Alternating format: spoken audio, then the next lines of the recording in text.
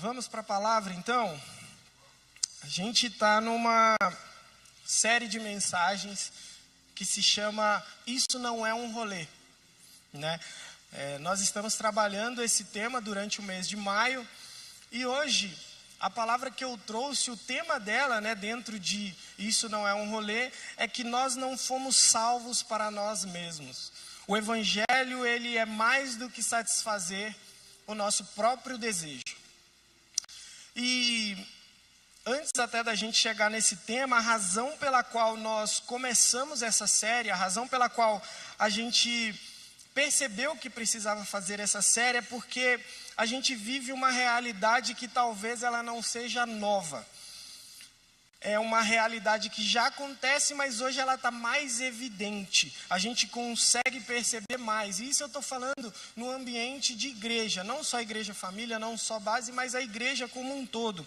Essa realidade é que nós, por muitas vezes, estamos presentes no local, mas nós estamos pouco envolvidos de fato com aquilo que Deus está fazendo. E é por isso que nós pensamos nessa série sobre que isso aqui não é um rolê. É muito fácil a gente se acostumar com a dinâmica de igreja. A gente participa dos cultos, a gente cumpre uma escala, a gente ouve as mensagens, nós fazemos stories, a gente posta foto, a gente, posta com uma musiquinha certa ali. E mesmo assim, nós podemos permanecer à margem daquilo que Deus está fazendo. A nossa fé, por muitas vezes, quando nós vivemos assim, ela aos poucos vai sendo reduzida a uma rotina muito bem organizada. E tudo isso que eu falei, da gente vir assistir culto, postar uma foto e tudo mais, não é um problema. O problema maior é quando a igreja ela se torna apenas mais um compromisso na nossa semana. Seja sábado, seja domingo, a igreja ela passa a ocupar o lugar de um rolê, de algo do nosso cotidiano. Assim como a gente vai no shopping, como a gente vai para o trabalho, como a gente volta para casa, a gente trata a igreja como um rolê, algo que a gente participa somente quando é conveniente para a gente. Algo que a gente consome, mas não transforma quem nós somos de verdade. A série ela não foi feita para trazer condenação para a gente, não é isso. Mas a série ela foi criada para que a gente possa, talvez, mudar as bases da nossa vida. O objetivo dessa série não é colocar mais regra na nossa agenda, não é isso. O objetivo é que a gente consiga mudar a base sobre a qual a nossa vida inteira está apoiada. Quando nós mudamos a base da nossa vida, por consequência, o nosso comportamento também muda. De forma natural, a gente não precisa ficar forçando. A nossa oração é para que hoje todos saiam daqui percebendo que nós não fomos chamados para frequentar um ambiente, mas que nós fomos chamados para fazer parte de um movimento. Para fazer parte do movimento de Deus. Nós não fomos salvos apenas para assistir culto, mas nós fomos salvos para participar. Existe um nível de vida, um nível de entrega, de prazer em Deus, que muito de nós ainda às vezes não experimentamos. E aí não é por falta de acesso, não é por falta de Deus não está aqui, não, porque Deus ele sempre esteve, mas é por falta dessa consciência de que Deus está. Por isso que desde o princípio, desde a primeira pregação, desde quando a Esther pregou, depois a palavra do Bonfim, o nosso clamor ele é um só, é que nós saiamos de uma fé passiva e nós entremos em uma fé ativa, uma fé intencional, uma fé comprometida com aquilo que Deus está fazendo. E para a gente continuar essa série hoje, nós precisamos entender qual é a raiz desse problema. Nós precisamos então entender o motivo real de nós estarmos tão acostumados a tratar as coisas de Deus como se fossem coisas comuns. Como se fosse uma opção no nosso cardápio durante o dia. Se nós olharmos para tudo que acontece no mundo, tudo que aconteceu nesses últimos dias, seja na política, no futebol, seja no Instagram, nas fofocas ou nas séries que a gente assiste na Netflix, nós podemos perceber uma única coisa, que nós fomos treinados a achar que a nossa opinião é a coisa mais importante do planeta. O mundo inteiro ele foi desenhado pensando no nosso eu. O algoritmo do Instagram, ele estuda o que a gente para ali por mais de 3 segundos para observar, para que ele entregue exatamente aquilo que a gente quer ver. Se algo nos incomoda, se algo que a gente não quer ver, se é contra aquilo que a gente acredita, a gente arrasta para o lado e cancela. O problema é que quando nós deitamos a cabeça no travesseiro à noite, quando nós estamos no escuro do nosso quarto, bate um cansaço que nenhuma noite de sono vai curar. E esse peso é a exaustão de nós tentarmos ser o centro do nosso próprio universo, da nossa própria vida. Dá um trabalho muito grande a gente ter que, todos os dias e todas as horas, ter que gerenciar a nossa própria imagem nas redes sociais. Nós lutamos para que os nossos desejos eles sejam satisfeitos a qualquer custo. E nós ainda tentamos, no meio disso tudo, cavar um espaço para encaixar Deus. Esse cansaço ele não é físico. Não é um cansaço de trabalho, de trabalhar e estar fisicamente cansado. Não é um cansaço que a academia vai resolver.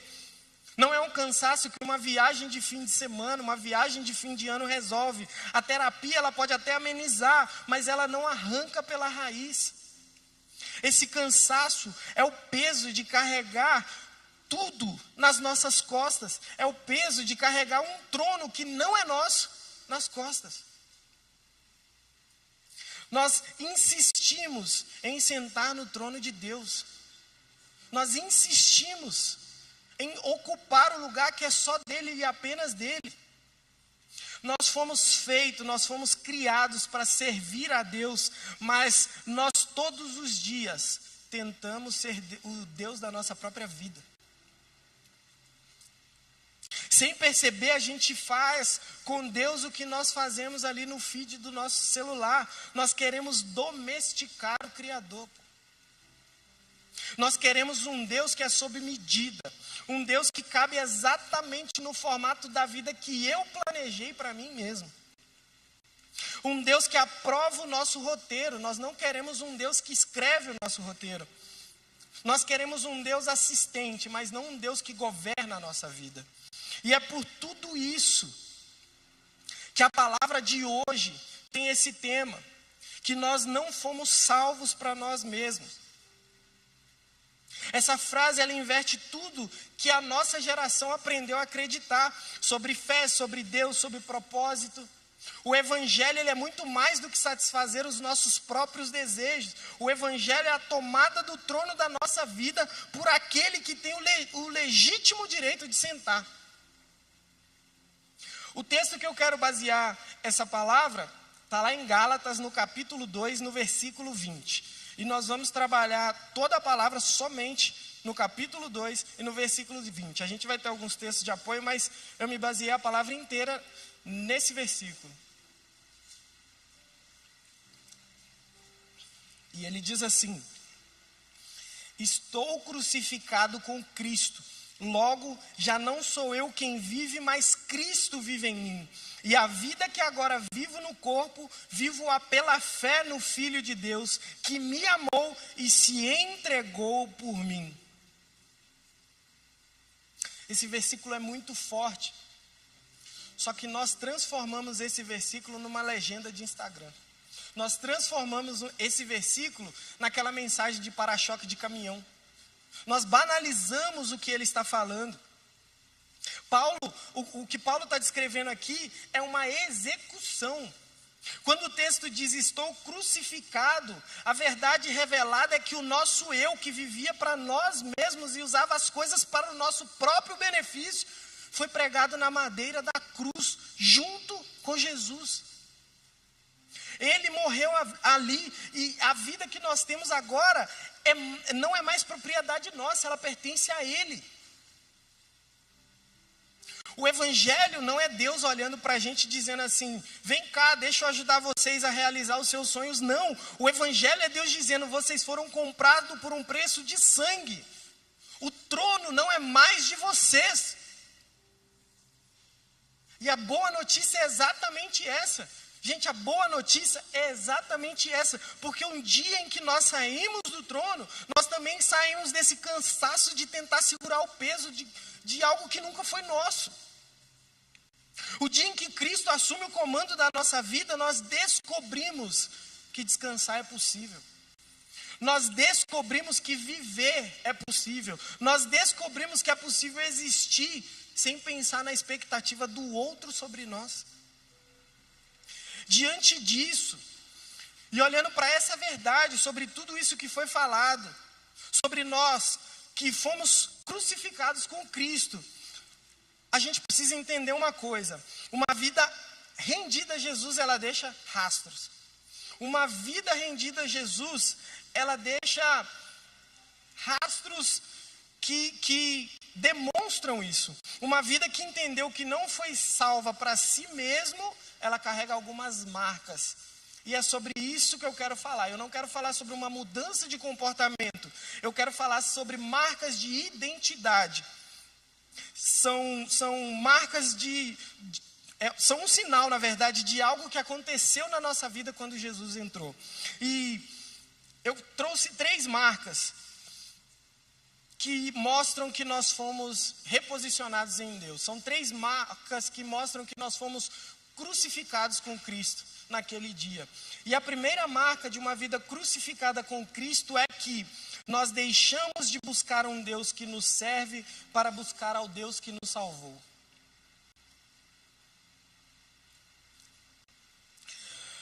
Na nossa geração, existe um tipo de cristão muito comum. E talvez até alguns de nós estejamos enquadrados nesse perfil. Esse cristão, ele ama Jesus, ele frequenta a igreja, ele canta os louvores de olhos fechados, ele posta um versículo nos stories, mas no fundo, nunca entregou a Jesus o trono da sua própria vida. Ele apenas convidou a Jesus para entrar no projeto que ele desenhou para a vida dele. A relação que nós temos com Deus, por muitas vezes, é parecida com a relação que nós temos com o iFood. A gente abre quando a gente precisa, a gente pede aquilo que a gente quer, nós avaliamos depois se nós gostamos ou não da entrega. Se vem errado, nós nos decepcionamos, e quando vem do jeito que nós queríamos, a gente avalia, dá 5 estrelas e postamos um agradecimento bonitinho, mas no fim a gente segue a vida. A nossa oração, na maior parte do tempo, é uma lista. Eu não chamo nem de oração, eu chamo de petição. A gente fala, Deus abençoa o nosso trabalho, Deus cura essa pessoa, Deus abre essa porta. E realmente não tem nada de errado em orar isso, em pedir isso, não tem nada de errado com nenhuma dessas coisas. O problema é que a nossa oração, ela quase nunca passa do pedido. Nós raramente chegamos na parte que, quando Jesus ora o Pai Nosso, ele diz assim, que seja feita a tua vontade. Nós quase nunca chegamos em Deus e falamos, Deus, faz o que o Senhor quiser comigo, mesmo que doa, mesmo que mude os planos que um dia eu fiz para a minha vida. E por que essa fé que pede tanto e entrega tão pouco se tornou tão comum entre nós? Acontece porque nós aprendemos a fé do mesmo jeito que nós aprendemos tudo mais na nossa vida, como uma ferramenta de autorrealização. A academia, ela promete a nossa melhor versão, o coach promete a nossa melhor versão, o terapeuta promete a nossa melhor versão, e não estou falando mal de nenhum deles, pelo amor de Deus. Só que quando chega no evangelho, nós embalamos isso dentro da mesma caixa. E aí as pessoas falam assim, por muitas vezes a gente fala, aceita Jesus e sua vida vai melhorar, aceita Jesus e o Senhor vai te abrir portas que ninguém pode fechar, e a gente aceita isso. Só que nós aceitamos o pacote errado, porque dentro dessa pregação tem uma mentira escondida, a mentira de que Jesus é o meio e a nossa realização pessoal, a nossa satisfação é o fim. Existe a mentira de que Deus existe para nós. Vamos ler de novo Gálatas 2:20, só um trecho. Estou crucificado com Cristo, assim já não sou eu quem vive, mas Cristo vive em mim. Paulo não descreve um Deus que veio servir o projeto dele Paulo. Paulo não diz, Cristo veio me ajudar a ser a minha melhor versão de mim mesmo. Não, Paulo está dizendo que o eu dele foi pregado na cruz junto com Jesus, que a vida dele agora não é mais a vida que ele organizava antes. A vida de Paulo agora é uma outra vida. A vida de Paulo agora é uma vida vivida por outra pessoa, só que dentro dele. E isso tudo é o oposto do que a gente vê nos feeds, nas redes sociais. Porque o evangelho dos feeds diz exatamente isso. Deus vai melhorar a sua vida. Deus vai te entregar algo. O evangelho que Paulo nos traz aqui diz, Deus vai acabar com a sua vida antiga e vai te dar uma vida nova. Só que uma vida dele. E a pergunta que eu me fiz quando eu estava escrevendo era, por que Deus faria isso? Porque o nosso problema como ser humano nunca foi uma falta de melhoria. Nós podemos melhorar, a gente consegue melhorar. O nosso problema sempre foi o trono. Sempre foi a vontade de sermos os nossos próprios deuses. Desde o jardim do Éden, desde Adão e Eva, o pecado ele tem uma única raiz. O ser humano querer decidir sozinho o que é o bem e o que é o mal para a vida dele. E enquanto esse trono não cair, nada na nossa vida resolve. Às vezes a gente tem aquela sensação de que a gente está rodando em ciclos, que a nossa vida não sai do lugar, por muitas vezes é porque a pessoa em que está centrada no trono da sua vida não é Jesus, é você mesmo.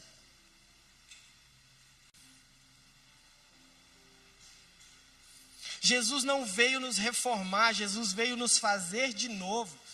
Jesus nos tirou do trono quando ele morreu na cruz. E essa é a notícia mais ofensiva, mas ao mesmo tempo a mais libertadora da Bíblia. Porque ela é ofensiva porque ela mata a ideia de que nós somos protagonistas. Só que ela é libertadora porque se nós não somos protagonistas, a gente não precisa carregar o peso de manter a nossa história. A gente não precisa carregar o peso de ficar preocupado com o amanhã, com saber o que eu vou viver amanhã, com o que eu vou fazer amanhã. Nós não precisamos ser perfeitos. A gente não precisa acertar tudo. Nós não precisamos, gente, provar nada para ninguém. O nosso projeto de vida não é mais a nossa vida. O nosso projeto de vida é o projeto de Cristo para nós. Só que quantos de nós já entregamos esse trono de verdade? Será que todos nós já fizemos isso? Ou nós ainda vivemos aquela fé de cardápio, onde a gente entrega para Deus apenas aquilo que a gente quer? O grande sinal de alguém que foi salvo de verdade, que entregou o trono da vida dele a Jesus, não é a quantidade de versículos que ele sabe de cor, não é a teologia excelente que ele tem, não é isso. Não é a quantidade de cultos que ele frequenta, não é se ele vai todas as vezes no GF, não é. O grande sinal é a mudança do centro de gravidade da sua vida, a mudança de quem está no trono. Antes, tudo girava em torno de nós, depois começa a girar em torno de Cristo. Esse é o grande sinal. Quando a gente muda, tudo muda, a nossa oração muda, a forma como nós namoramos muda, a forma como nós trabalhamos muda, a forma como nós nos relacionamos com o outro muda, a forma como nós gastamos o nosso dinheiro muda, a forma como nós sonhamos muda. E isso diferencia um religioso de um discípulo. O religioso, ele usa Deus, o discípulo, ele é usado por Deus. Quando nós saímos do trono, nós não perdemos a nossa vida. Nós ganhamos uma vida que nós nunca conseguiríamos construir sozinhos. Por muitas vezes os jovens, eles tentam ser os deuses das próprias vidas. É a fase, a gente sabe, todos nós somos, pô. Mas nós vivemos uma geração que vive cansada, que vive ansiosa, que vive com medo de não ser o suficiente, e é tudo por causa disso. A juventude que descobre que tem outro no trono, dorme à noite tranquilo. Dorme sabendo que a sua vida não está mais na sua mão, mas está sendo sustentadas por aquelas mãos que foram furadas, pagando o preço na cruz da nossa salvação. E é por isso que a primeira marca de uma vida verdadeiramente crucificada com Cristo é essa, de que nós deixamos de buscar um Deus que nos serve para servir ao Deus que nos salvou. Nós entregamos para Deus um reino pequeno, e Deus ele nos devolve com um reino eterno. Nós entregamos a Ele a nossa vida e Ele nos dá a vida dele em nós. Quem entende isso nunca mais troca o trono da sua vida. Porque quando a gente entende isso, nós descobrimos que servir a Deus não é peso, é honra. O descanso que a nossa geração inteira está procurando, sem nem saber onde encontrar, está em Deus. E quando a gente entende, e essa primeira marca aparece nas nossas vidas, ela abre o caminho para uma próxima descoberta. E essa outra descoberta é a segunda marca que eu trouxe, que eu quero que vocês entendam, que faz parte de uma vida crucificada com Jesus. E a segunda marca é que nós deixamos de tratar a presença de Deus com naturalidade para honrá-lo como ele merece. Paulo ele escreve de novo: já não sou eu quem vive, mas Cristo vive em mim. Essa declaração é uma das declarações mais pesadas que existem na Bíblia sobre nós, sobre os cristãos. Porque Paulo diz que o próprio Cristo, o Filho de Deus, aquele que criou o universo, o mesmo diante de quem os anjos cobrem o rosto, esse Cristo passa a habitar dentro de nós. E ele não vem como uma visita ocasional, como alguém passageiro, mas ele mora em nós. E aqui nós enxergamos mais um problema da nossa geração, que nós aceitamos essa verdade rápido demais. Nós lemos assim: Cristo vive em mim. Só que nós seguimos a nossa vida como se nada disso tivesse sido dito. Nós perdemos a capacidade de tremer diante da presença de Deus. Se Cristo realmente habita em nós, então a nossa vida deixa de ser um lugar comum. Ela vira terra santa, o nosso corpo vira templo, as nossas decisões do dia a dia, elas passam a acontecer na presença daquele que nos criou. Só que mesmo assim, mesmo a gente sabendo e entendendo tudo isso, nós continuamos vivendo como se ele fosse apenas um detalhe dentro da nossa rotina.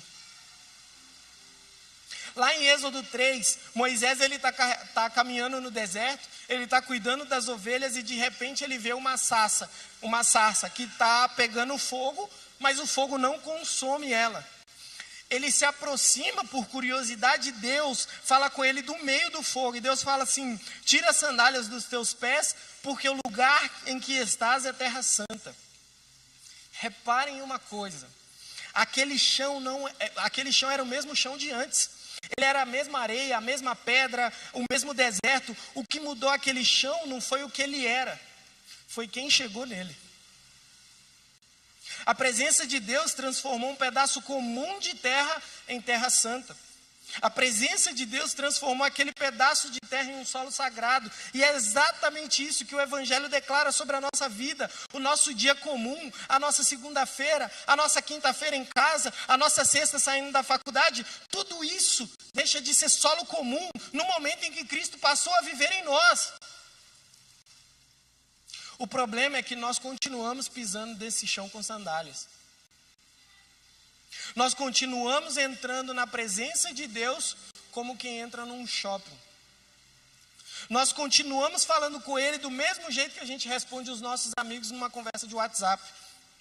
Nós perdemos o tremor, nós perdemos o peso, nós perdemos a noção de quem é o Deus com quem nós nos relacionamos. Eu queria fazer um parênteses, porque hoje existe uma inversão estranha, dentro da igreja, mas fora também, porque nós aprendemos a honrar muito bem os homens de Deus, mas nós esquecemos de honrar o Deus dos homens. Repara que, às vezes, quando um pastor chega, ou quando o seu chefe chega, ou quando os seus pais chegam, a gente muda a postura, a gente senta mais corretamente, a gente abaixa o tom de voz, a gente fala bem baixinho. Se seu chefe manda uma mensagem para você, na hora você responde preocupado, enfim. Quando, dependendo do pastor que vai subir, vai pregar aqui, a gente se organiza, traz papel, caneta, enfim. E realmente isso é tudo bom. Honrar quem Deus colocou sobre nós é bíblico, é certo e é correto. Honrar a nossa liderança é correto, mas tem um problema muito sério. Às vezes nós tratamos os pastores, os chefes, os pais com muito mais reverência do que nós tratamos nosso próprio Deus. Nós respondemos as mensagens deles num segundo, mas na hora que a gente vai ler a Bíblia, a gente quer ler rápido, a gente não quer gastar tempo. Nós arrumamos para tirar foto com um preletor convidado, com alguém que é famoso, que vem aqui cantar. Por muitas vezes a gente espera até meia-noite, 1h da manhã, faz briga. Mas quando a gente entra no quarto para orar, tem que ser rápido.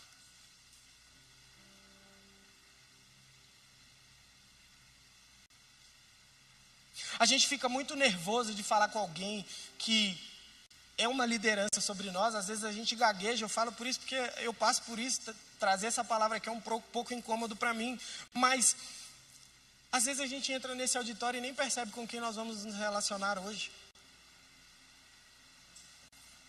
Às vezes o louvor começou e a gente está lá no Galpão 2 ainda, conversando, batendo papo.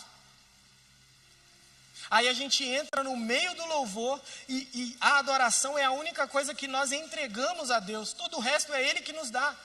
É a única devolução que nós fazemos, mas a gente entra nesse auditório no momento do louvor e até a gente entender o que está acontecendo já acabou. Nós honramos quem é usado por Deus, mas nós não honramos o Deus que existe para usar essa pessoa. A gente trata todo mundo com cuidado, mas trata Deus com descaso.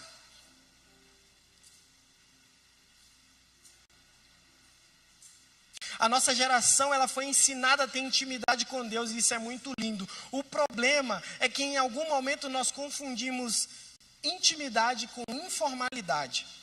Nós achamos que ser amigo de Deus é tratá-lo como um colega qualquer. E essa confusão ela é muito perigosa porque ela tira a reverência sem o amor. E as duas coisas, na verdade, elas diminuem com o tempo de forma conjunta. Moisés, ele era amigo de Deus. A Bíblia dizia que Deus falava com Moisés face a face como um homem que fala com um amigo. E mesmo sendo amigo de Deus, Moisés, ele tirava as sandálias para falar com Deus. Davi, ele era um homem segundo o coração de Deus e mesmo assim, ele se prostrava com o rosto em terra para poder falar com Deus. João era o discípulo amado, aquele que deitava a cabeça no peito de Jesus. E quando esse mesmo João viu Jesus glorificado lá em Apocalipse, ele caiu como morto aos pés dele. A intimidade verdadeira, ela nunca destruiu a reverência. Quanto mais íntimo da presença, mais profundo é o tremor diante dela.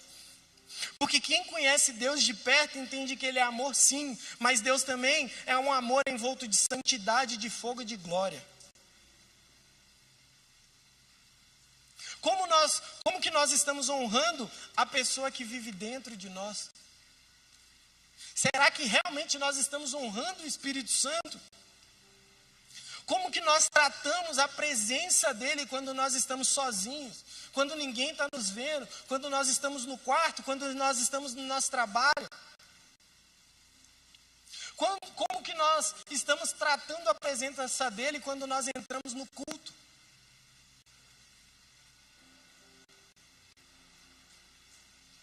A segunda marca de uma vida verdadeiramente crucificada com Cristo é isso. Nós deixamos de tratar a presença de Deus com naturalidade para honrá-lo como Ele merece. Nós precisamos ser guardiões da presença. Nós precisamos zelar pela presença de Deus. E quem aprende a viver com essa marca, descobre uma coisa que poucos descobriram, que a reverência ela não afasta a intimidade, ela realmente aprofunda. Quanto mais nós trememos diante de Deus, mais perto dele nós conseguimos chegar. Deus, a palavra fala que Deus resiste ao soberbo, mas dá graças aos humildes. E quem se aproxima dele descalço, com o coração rendido, encontra a presença que a religiosidade nunca vai conseguir produzir.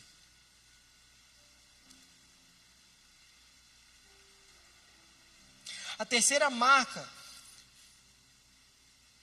de uma vida verdadeiramente crucificada com Cristo é que a partir disso nós deixamos de viver uma fé invisível para deixar marca onde nós pisamos.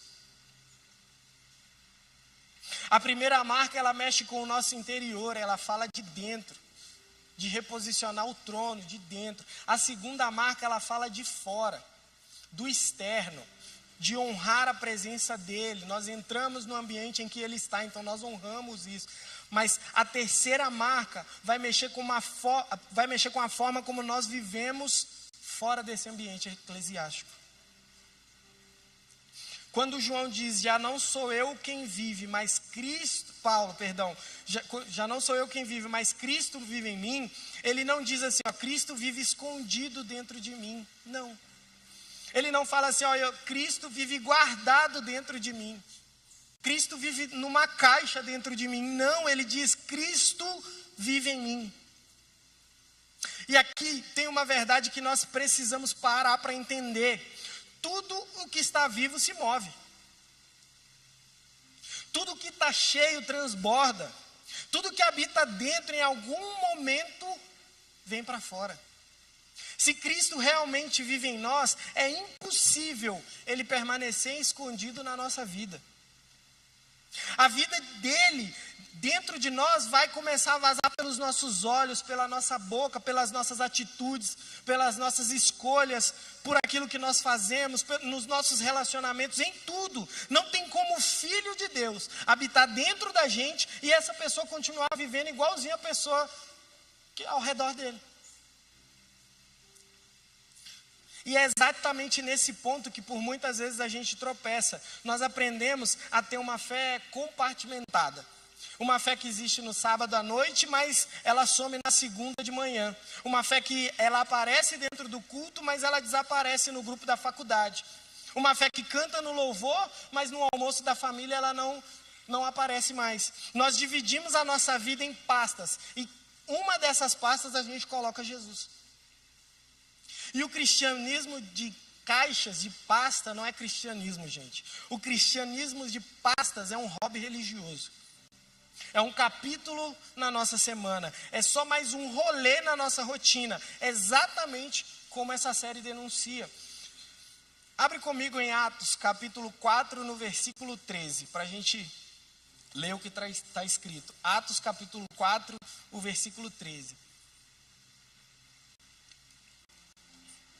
A palavra diz assim: vendo eles a intrepidez de Pedro e João, e tendo percebido que eram homens sem letras e indoutos, admiraram-se, reconheciam que eles haviam estado com Jesus.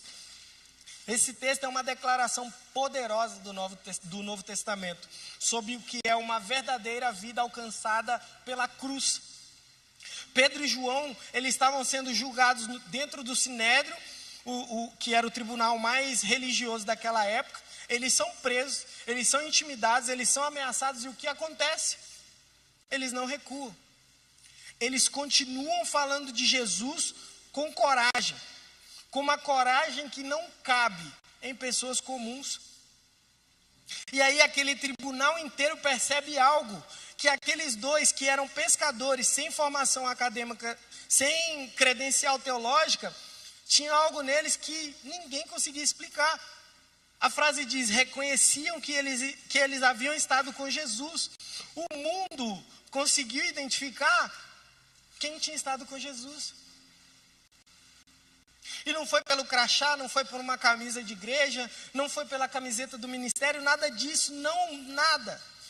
Foi pela vida. Foi pela forma como eles viviam. Foi pela forma como eles falavam.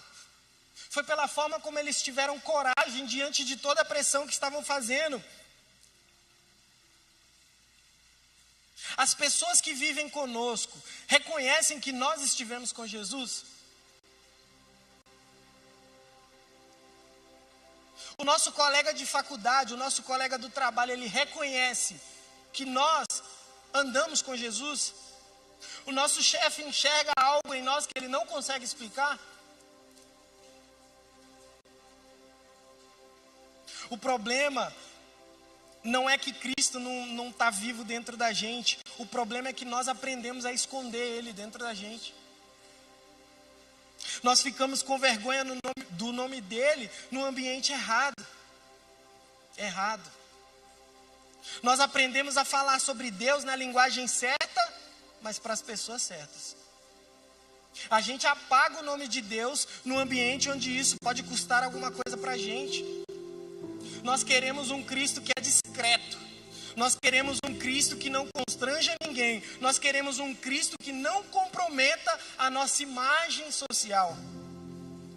Jesus, lá em Mateus 5, ele diz uma coisa muito séria. Ele fala assim, vós sois a luz do mundo. Assim brilhe também a vossa luz diante dos homens, para que vejam as vossas boas obras e glorifiquem a vosso Pai que está nos céus. Gente, luz. A luz, ela não foi feita para ficar escondida. A luz, por definição, é aquilo que ilumina o ambiente onde nós estamos. E quando Jesus chama a sua igreja de luz do mundo, ele não está sugerindo uma possibilidade para a gente, ele está declarando uma identidade para a gente. Se nós somos dele, nós brilhamos. Se nós não estamos brilhando, alguma coisa de muito errado tem na nossa vida. E brilhar não significa que eu preciso subir num púlpito para pregar. Não significa que eu preciso ir para uma praça, pegar um megafone e ficar falando sobre Jesus. Não, brilhar significa que a nossa presença em qualquer ambiente carrega o aroma de Cristo. A forma como nós tratamos um garçom num pedido que veio errado denuncia se nós conhecemos a Deus. A forma como nós reagimos perante uma injustiça no trabalho, a forma como nós reagimos perante alguém que nos trata mal denuncia se Jesus mora dentro de nós. A forma como nós nos relacionamos, a forma como nós namoramos, a forma como nós conversamos com outro denuncia se Jesus está em nós. Nós não somos moldados pelo padrão do mundo, nós somos moldados pelo padrão dele. Nós precisamos entender que o testemunho não é uma atividade pontual, não é subir aqui e falar de algo que aconteceu na nossa vida, não.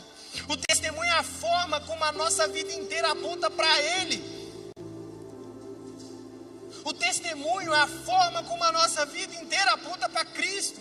E mesmo que a gente não esteja falando dele, quantas marcas a gente tem deixado no lugar onde nós pisamos? Quantas pessoas na nossa faculdade, no nosso trabalho, ao nosso redor, seja na rua, na casa, conseguiram dizer para a gente que viram Jesus em nós? Será que nós não estamos passando pela vida igualzinho qualquer outra pessoa da nossa geração, sem deixar nenhuma evidência de que nós pertencemos a um reino diferente? Nós precisamos entender e nós precisamos ter essa marca de que nós deixamos de viver uma fé invisível. Porque assim a gente vai conseguir deixar marcas onde nós passamos. Quando nós paramos de esconder Cristo, nós descobrimos que carregar o nome dele é uma honra. Nós descobrimos que o mundo, no fundo, ele está cansado das mesmas respostas. dos mesmos discursos, das mesmas pessoas fazendo e falando exatamente as mesmas coisas. E quando aparece alguém diferente, quando aparece alguém que tem Cristo dentro, essa pessoa ela vira pergunta. Por muitas vezes inicialmente ela vira chacota, mas depois ela vira inquietação, por final ela vira referência. Uma pessoa que tem Cristo dentro dela vivo e entende isso, ela se torna referência no lugar onde ela frequenta. Porque o mundo, ele pode rejeitar a mensagem da cruz, mas o mundo nunca vai ignorar uma vida verdadeiramente tocada pela cruz. Foi assim que aconteceu com Pedro e com João. Eles eram pescadores, mas o tribunal não esqueceu deles. E por quê? Porque eles tinham estado com Jesus. E quem esteve com Jesus deixa marca por onde ele passa. Eu profetizo hoje, base, que nós seremos essa geração, uma geração que não vai passar despercebida, uma geração que faz o mundo perceber que existe alguém vivendo dentro de nós, que não cabe nessa terra, uma geração que deixa o rastro de Cristo onde os nossos pés tocarem. Aleluia!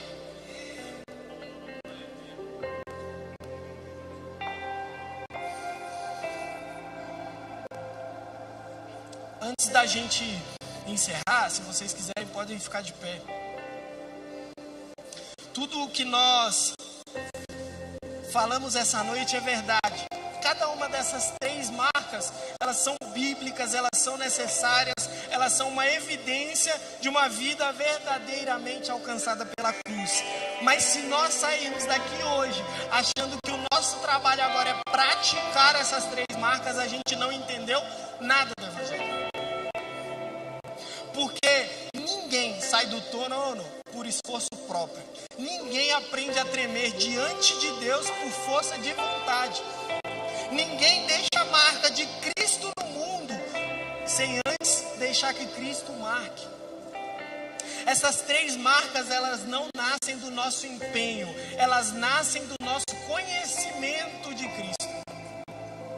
Existe uma palavra no grego que, biblicamente traduzida, a palavra metanoia, ela significa arrependimento. Mas eu creio que esse significado ele é muito mais profundo do que tristeza pelo pecado. Metanoia é uma mudança radical de mentalidade. É a virada completa da forma como nós enxergamos a realidade. É o momento em que a nossa visão de Deus, de nós mesmos e do mundo é refeita do zero. A Bíblia ela nos ensina uma coisa muito séria. Nenhum ser humano experimenta a verdadeira metanoia sem antes ter um encontro real com a pessoa de Cristo. É impossível a gente ter uma mudança de mente se a gente não conhece a Cristo. Paulo lá em Filipenses 3 diz assim, sim, deveras considero tudo como perda, por causa da sublimidade do conhecimento de Cristo Jesus, meu Senhor. Paulo não falou isso tudo porque ele era forte, não. Paulo falou tudo isso porque ele viu alguém infinitamente mais valioso. O conhecimento de Cristo arruinou para sempre a forma como Paulo enxergava as coisas. E talvez esse seja o maior problema nosso. Nós não temos um problema de comportamento, nós temos um problema de visão. Nós não enxergamos Jesus pelo que ele realmente é. Nós conhecemos doutrina sobre Jesus, nós conhecemos frases sobre Jesus, nós conhecemos música sobre Jesus, mas nós não conhecemos a pessoa de Jesus. E enquanto a gente não o conhece de verdade, qualquer marca que a gente tentar imprimir na nossa vida vai ser pura performance religiosa, vai ser cosmético espiritual, vai ser um rolê disfarçado de discipulado. Quando alguém olha para Cristo de verdade, quando alguém enxerga quem Cristo é, alguma coisa precisa mudar automaticamente. A teologia, é isso que a teologia chama de contemplação. Transformação pela contemplação. Paulo ele escreve em 2 Coríntios 3,18 que todos nós, com o rosto desvendado, contemplando como por espelho a glória do Senhor, somos transformados de glória em glória na sua própria imagem. A transformação, ela não vem de imitação, ela vem da contemplação. Nós não nos tornamos parecidos com Cristo tentando ser parecido com Ele. Nós nos tornamos parecidos com Ele porque nós olhamos para Ele. Quando nós enxergamos o Filho de Deus, que deixou a glória do céu, desceu até nós, se fez carne, andou entre nós pecadores, foi cuspido, açoitado, transpassado, tudo isso por causa de nós. Sair do trono da nossa vida deixa de ser um sacrifício. Sair do trono da nossa vida é a única resposta coerente diante de quem desceu. O verdadeiro conhecimento da cruz produz humildade naturalmente, porque quem entende o que Cristo fez por nós não consegue se colocar no centro da sua vida. Quando nós enxergamos aquele que sustenta o universo pelo poder da sua palavra, de quem os serafins cantam santo, santo, santo, a pessoa de quem todos os joelhos um dia se dobrarão, tremer diante dele deixa de ser uma obrigação religiosa. Tremer diante dele passa a ser uma postura natural de quem entendeu quem ele é. A reverência, ela não nasce da regra, a reverência nasce da visão. Quando nós enxergamos o Cordeiro que foi morto e ressuscitou, o Rei que voltará nas nuvens, o Rei que vem buscar a sua igreja em glória, esconder Cristo no mundo deixa de ser uma opção. Quem viu a glória do Cordeiro não consegue viver em silêncio daqueles que ainda não o conhecem.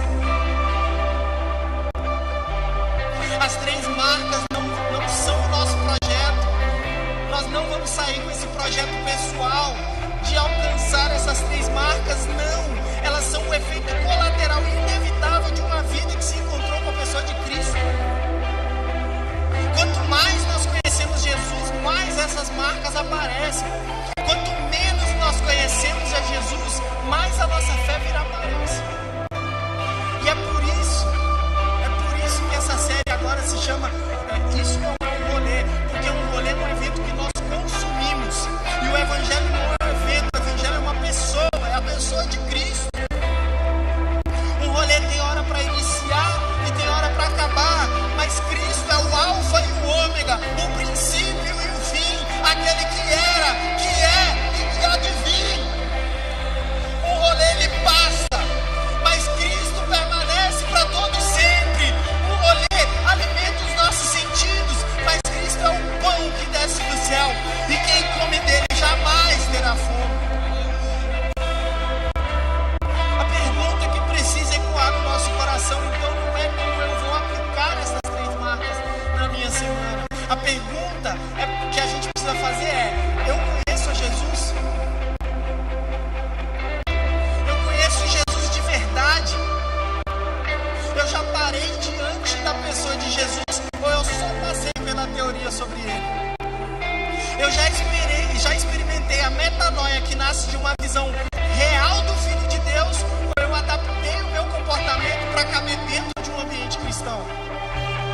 Se eu conheço o Senhor, as marcas consequentemente vêm. Se eu não conheço, nenhuma marca dura. Hebreus 12 nos ensina, dizendo assim, olhando firmemente para o autor e consumador da nossa fé. Hebreus nos ensina a correr a nossa carreira, não para os nossos esforços, não para as nossas marcas, não para a nossa performance espiritual, mas para Ele que é o autor, que começou tudo, Ele é o consumador, que termina tudo. Tudo que importa na vida cristã começa e termina em Cristo.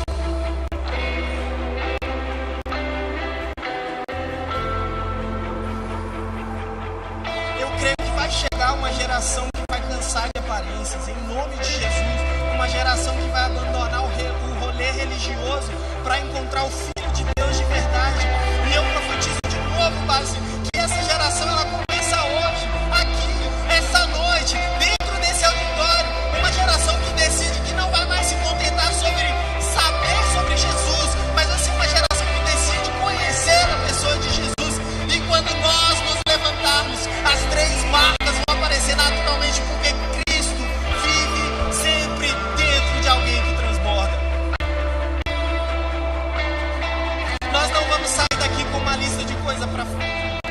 para fazer? Nós vamos sair daqui famintos, famintos, famintos por conhecer aquele que se entregou por nós. Nós vamos abrir a Bíblia essa semana não para cumprir uma agenda ministerial, mas para encontrar uma pessoa. Nós vamos orar essa semana não apenas para pedir, mas para contemplar. Nós vamos voltar, nós vamos vir amanhã no culto de domingo, voltar no sábado que vem na base, não para frequentar mais um lugar, mas para nos prostrar diante de alguém. O nosso problema nunca foi falta de informação, sempre foi falta de visão. E quando os nossos olhos se abrem para enxergar Cristo pelo que Ele realmente é, a nossa vida inteira é reorganizada sem que a gente precise fazer força. É com essa verdade que eu quero fechar essa noite. O Evangelho, ele nunca foi um rolê. O Evangelho, ele sempre foi um encontro com a pessoa de Cristo, crucificado e ressuscitado. E quem teve esse encontro de verdade nunca mais conseguiu viver como antes.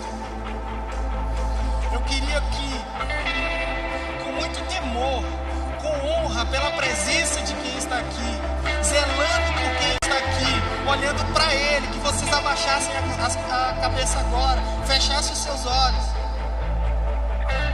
se conectassem com Ele de forma profunda, real, verdadeira. Não se preocupe com quem está do seu lado, não se preocupe com a hora, não se preocupe com o que você vai fazer depois. Isso é supérfluo perto de com quem nós estamos. Desliga o celular agora, põe no modo avião, fecha os olhos, fecha os olhos. E antes da gente orar, eu queria falar com alguns corações aqui essa noite. Talvez você esteja aqui, já frequenta a base há um tempo, conhece as músicas, sabe os versículos, posta os stories da igreja, mas no fundo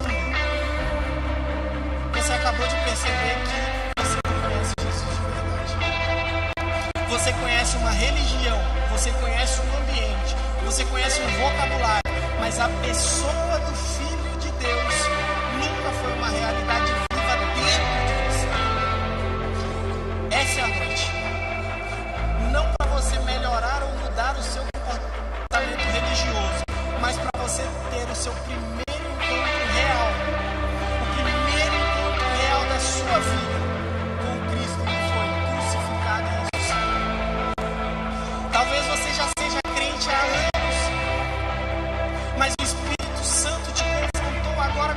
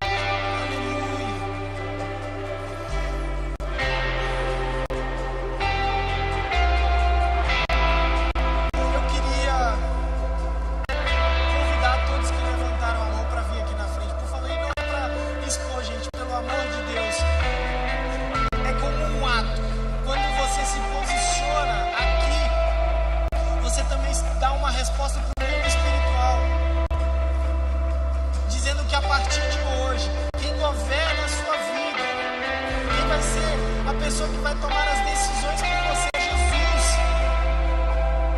A banda vai tocar uma música.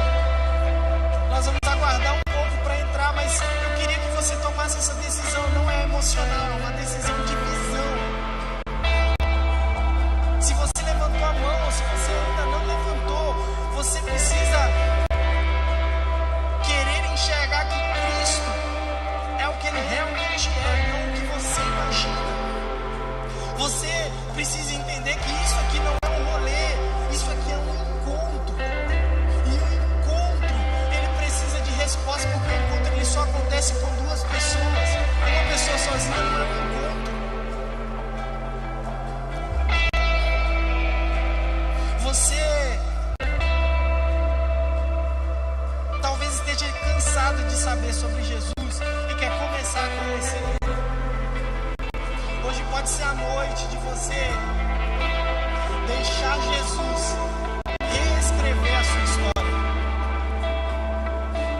Se você entendeu isso,